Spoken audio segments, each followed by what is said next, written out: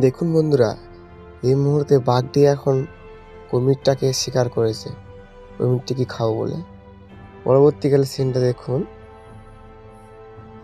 আস্তে আস্তে টেনে নিয়ে যাচ্ছে পাড় দিয়ে, কিন্তু পরিস্থিতি হিসাবে দেখুন সিনটা কিরম বদলে যায়।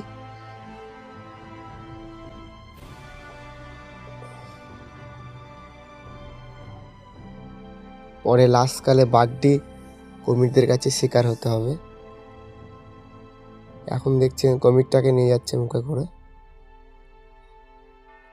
এখন ওদের টিম আসছে বাঘটাকে শিকার করবো বলে। তো দেখো